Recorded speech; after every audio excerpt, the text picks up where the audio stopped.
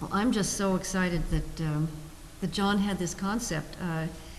You know, a lot of people have come to me about doing things about my father, and nothing, I had an instant reaction of no, it just was automatic. And when John and I met a couple of years ago and he put this idea forth, I was, just something inside me rang a bell and said, yes, if it's going to be done right, I've got a feeling this is the way that not only I'd like to go, it's the way I think my father would have liked. And that's really one of my litmus tests of decisions that have to do with him, is how he would feel about it. And I think this is something, as I've seen the bits and pieces and stages, and certainly I haven't seen any of it put together. This is the most Byron I saw yet the other day. I think this makes the two men alive again, really, and also in a way that I think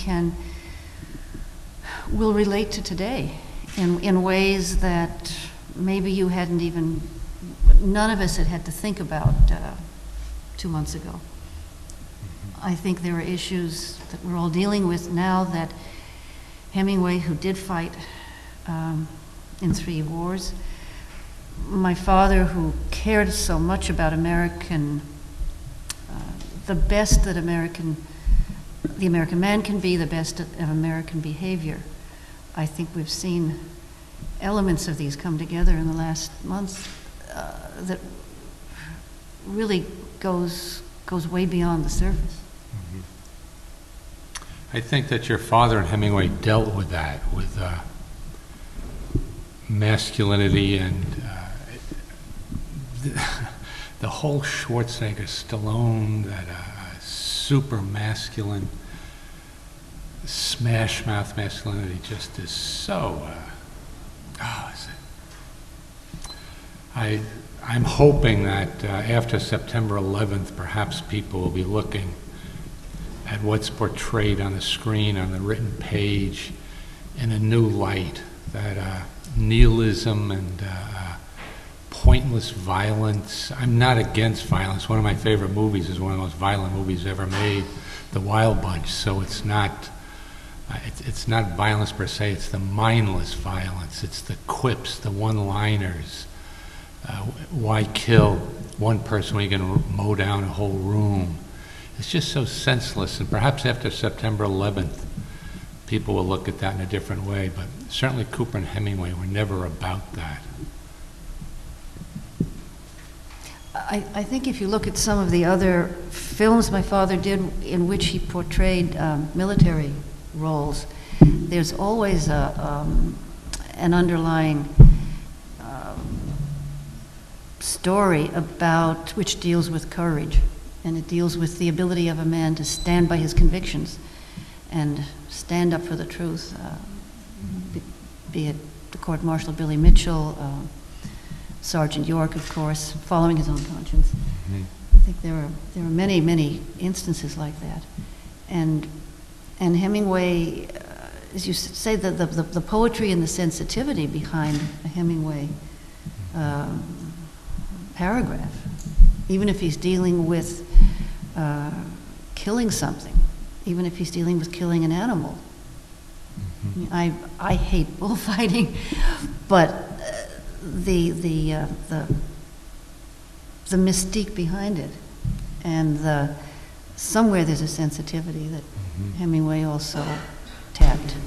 Well, you know what's interesting about in asking that question, Bobby, is that Foreman was so impressed with what Cooper had done, and when the big names were out there after Foreman, John Wayne boasted into the 1970s that he'd run the proudest thing he felt about what he had done was running Carl Foreman out of America. That's John Wayne, as one of the Father Gene Phillips of the self-styled American hero. Carl Foreman, ever after that, sent Gary Cooper his scripts for first refusal. Carl Foreman wrote Bridge on the River Kwai, but never got any credit for it. He sent it to Cooper for first refusal for the William Holden role. Cooper felt he was too old. He sent him Guns of Navarone, and Cooper had to turn it down because he had cancer. He sent him something called a key that William Holden ended up doing. So Foreman, as Jonathan Foreman told us, he said, in our house, Gary Cooper was spoken of as a god. And you'd never know that. Cooper never talked about what he did. You know, he hired other blacklisted writers. Michael Wilson, who wrote Friendly Persuasion, had been blacklisted living in Paris. He didn't get screen credit, but Cooper kept him on as the writer. You know, very quiet, very private, but just something very admirable and straight and honest about the man. As there was about Hemingway, too. But Hemingway, there's this enormous, larger-than-life image, and some of it, not all of it, but some of it wrong, just simply, as Patrick Hemingway said, there's people with an agenda now, and they live off that. They live off the misinformation about Ernest Hemingway. And Gary Cooper, and I never knew him, my loss. Anything that I've studied about him or people I've talked to, I can't imagine Cooper being as friendly as he was with Hemingway for 21 years and staying that way with someone who was the image of boorishness, super macho. Hemingway was a very shy man, and yeah, he drank. He had an inherited mood disorder, but he was shy and sensitive. There's we've talked to, he's not one we use, a man named Rene Villarreal, who was Hemingway's major domo in Cuba for 20 years, now lives in New Jersey across the river from Manhattan. But he told me many times Hemingway would hear Cooper coming up there'd always be a huge crowd because people in the little village would see it was Gary Cooper, and he'd get out of the cab and walk up with him and sign autographs. And Rene said Hemingway hated unannounced visitors. Just, it took him away, but he said Cooper was the one difference. He said, a weekend with Coop showing up is better than a year of blood pressure medication. And Cooper would do that. He'd just show up on his own and spend 3, 4, 5 days. So it was a very cute thing. Woodian, who obviously had the stories passed along, said whenever my father would come, Hemingway would fire the cannon to let people know that he had arrived. They were forming a movie company together, starting in 1959. They were going to produce together. Cooper was going to star. The first one was going to be a novel of Hemingway's, very unsuccessful one, called Across the River and Into the Trees. Then they were going to do the Nick Adams stories that became The Adventures of a Young Man. Cooper was going to play Nick Adams' father. But Cooper came down with cancer, and Hemingway's genetic mood disorder kept deteriorating, and never happened, but it's a shame. It was his first novel in 10 years. He had written For Whom the Bell Tolls in 1940, and this was his first one since this was 1950. So it received an awful lot of publicity, but was almost universally panned as a parody of his style. He'd lost it. It's starting to, there's a shift now in how it's perceived. Critics and academics are looking at it in a different way, but Cooper loved it, and he loved the lead character as Colonel Cantwell. It's the last 3 days of his life. He has a heart attack at the end. And Cooper it was an aging colonel, and Cooper just felt it was perfect for him, and he was right. It would be right for someone like Harrison Ford now. If Eastwood were younger, it'd be right for Eastwood, but I think Eastwood's a little too old. I remember too, John, the excitement around the house, my father talking about the book and Really? talking about the project and trying to get together with Ernest and make it happen. But I mean, he was really, I didn't hear a lot of business talk at home because my father tended to keep the work at the studio. But this story was really, I think because him and Hemingways were friends, this story really, I heard a lot. It was a really good enthusiasm about it and for it. So You know, when you say that you didn't hear much business talk, maybe you could tell them about the time that Hedda Hopper called your old man. Oh, jeez. I don't know, Bobby, if you know this story. I never did hear my father lose his temper. He was very controlled, and if he did, it certainly was never under our roof, except for this one time when we had come back from the Soviet Union. It was the beginning of the cultural exchange. And my father went, and Eddie Robinson, and I think Arnold Picker. And we went to Russia, and our film, which the Russians chose, was Marty, to represent the American film industry, and the Russians sent The Cranes Go Flying. So, being reciprocally hospitable, and we met a couple of very, very nice people in the film business over there. They came to California. My mother and father invited them home for dinner, and Hedda Hopper got wind of it. And she was rather conservative. And the phone rings one day, and it's Hedda on the phone, and I gather, because I was in the other end of the house, and I suddenly heard my father yelling. And he had some pretty good language to use when he chose to. And Hedda was accusing him of being a commie because he invited the producer and the director and the leading actors over to our house. And I tell you, he took her apart in 28 different pieces, and that was the end of it. There was never any other discussion. But I swear that is the only time I really heard him lose it. Good for him. You know, to get back to Foreman for a minute, this story fascinates me because it was so private and it's just not well known. Cooper offered to go to Washington with Foreman and testify before the committee on his behalf. And when John Wayne heard about this, he released it to the press that Gary Cooper, and Carl Foreman had been a member of the Communist Party, and Cooper knew it. He just didn't care. It was his right. So after John Wayne's role in this whole thing, Cooper was down in Mexico making a movie during the Academy Awards. So he just didn't, he really wasn't big on that sort of thing, so he didn't bother going back. And he wins the award, and who pops up to receive it for him but John Wayne?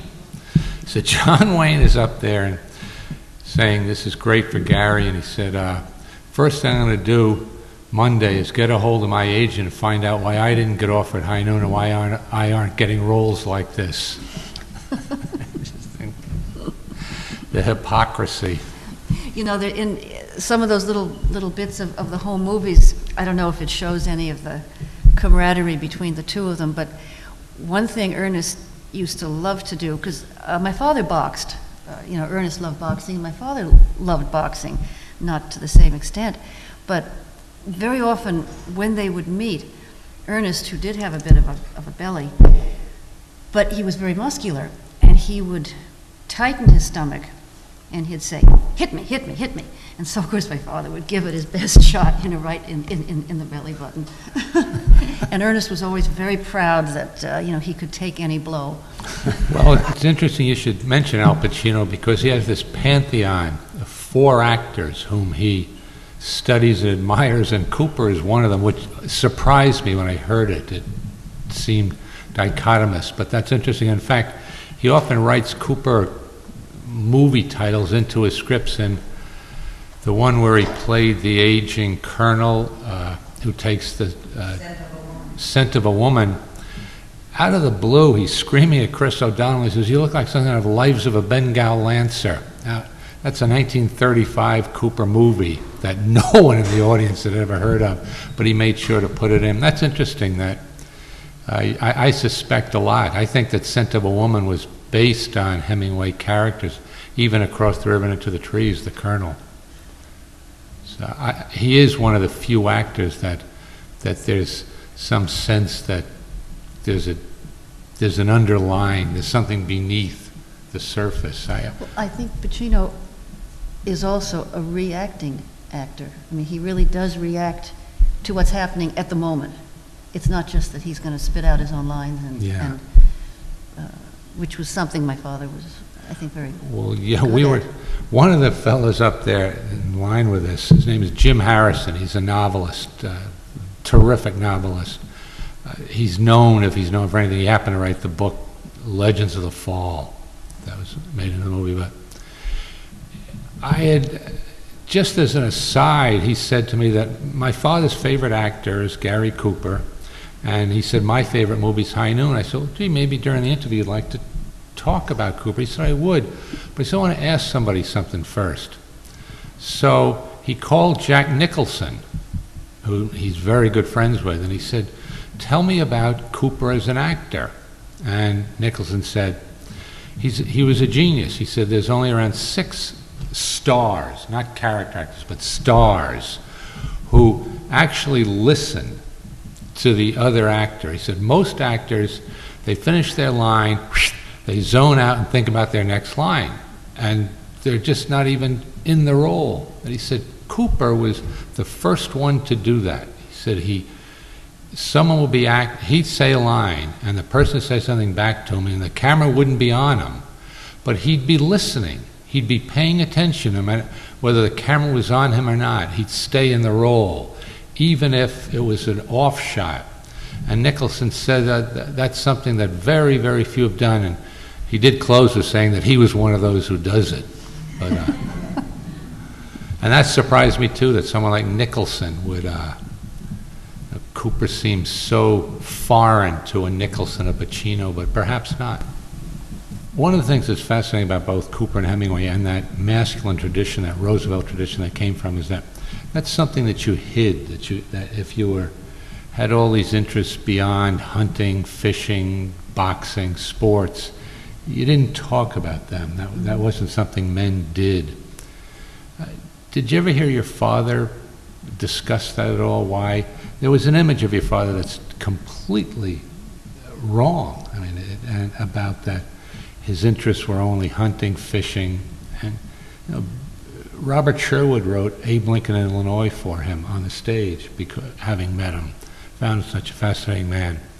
Did you ever hear him talk about that? How that he would keep things from letting the public know that it would.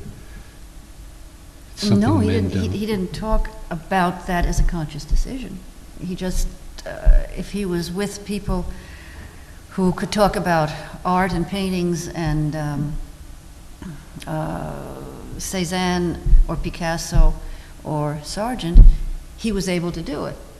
He wouldn't proclaim it. Mm-hmm. I think that's why he was so comfortable in any kind of social situation. From the simplest, he would hang out with the guys who would repair the phone lines up in Idaho, out in the Low Country, to the English, the royalty, whatever, the Duke French, the social jet set, if you will, of the time. And then he'd go out in the car and he'd drive through the French countryside and, happy as a clam, sitting in a little bistro in some tiny, tiny village, having his wine and bread and cheese. And, I don't think I've ever met anyone more comfortable in his own skin. I mean, yes, he was shy, but that's not the same thing. Mm-hmm. Yeah, that became a recurring theme, and as we were doing this, that Hemingway admired that tremendously in Cooper and would study your father. I suspect Ernest wasn't comfortable. No, he was very ill at ease at this image that he had created and crafted and seemed unable to control. I mean, I think Hemingway in Harry's bar in Paris was uncomfortable. My father was comfortable. Mm-hmm. It was that difference. Yeah, when they would get together at something called a stork club, which is long gone, but your father, even though it wasn't his milieu, it was apparently just would wander from table to table talking to different people, and Hemingway would sit there stiff in the corner, wasn't able to. No, I think maybe the simple answer to all that is my father genuinely liked people. He liked people, he respected them, and he didn't care, what station in life they came from. Mm-hmm. He was interested, he cared, and that just generated a natural kind of behavior. Because John O'Hara, the novelist, said he was the only major star he knew who would get up from a table in a restaurant across the room and come over and say hello to you, rather than you'd have to get up and go over and say hello to them. So there was just no affectation to him at all. Comes across, too. And Hemingway deeply admired that. I think it wasn't that Hemingway was affected. I think he was just very uncomfortable, shy, and therefore had to project a certain facade of something. Very much.